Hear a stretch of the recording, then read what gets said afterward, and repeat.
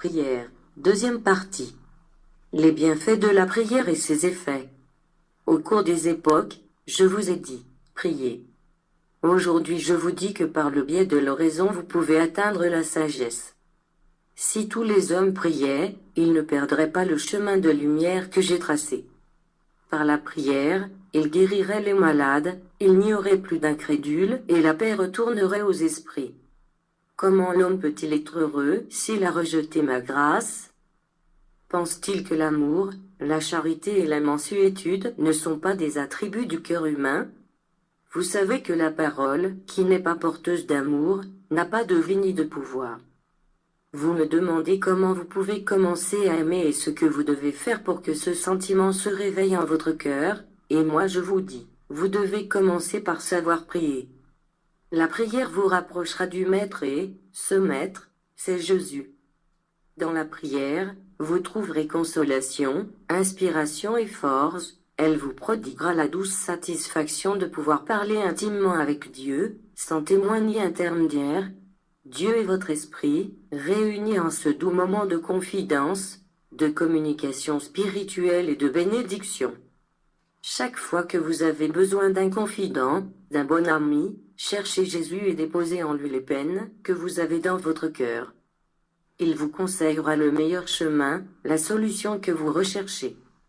Si votre esprit est accablé par les remords, c'est parce que vous avez péché, il vous recevra et sera bienveillant en son jugement, il fortifiera votre bonne résolution et vous rendra les forces perdues.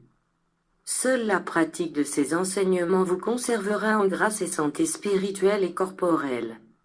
L'expérience que vous recueillez sera la lumière que vous accumulerez en votre esprit. L'esprit qui s'est éveillé jamais ne s'écarte de la route que son Seigneur lui a tracée, et est apte à utiliser son héritage et ses dons pour atteindre l'élévation. Cet être devra aller de l'avant dans ses épreuves, parce qu'il vit sur ses gardes et jamais ne se laisse dominer par la matière. Celui qui veille et prie sortira toujours vainqueur des moments difficiles et saura marcher d'un pas ferme sur le sentier de la vie. Que la conduite de celui qui oublie de prier et de veiller est différente. Volontairement il renonce à se défendre avec les meilleures armes que Dieu a déposées en l'homme, qui sont la foi, l'amour et la lumière de la connaissance.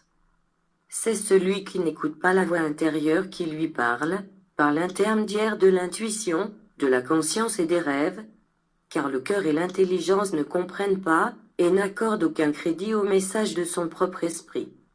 La prière est le moyen révélé à votre esprit pour arriver jusqu'à Jésus avec vos interrogations, vos inquiétudes et vos désirs ardents de lumière. Grâce à cette communication, vous pourrez dissiper vos doutes et lever le voile qui cache quelques mystères. La prière est le principe de la communication d'esprit à esprit qui fleurira dans les temps futurs et qui portera ses fruits parmi cette humanité. Aujourd'hui, Jésus révèle tout au peuple qui écoute afin qu'il soit le précurseur du temps de la spiritualité.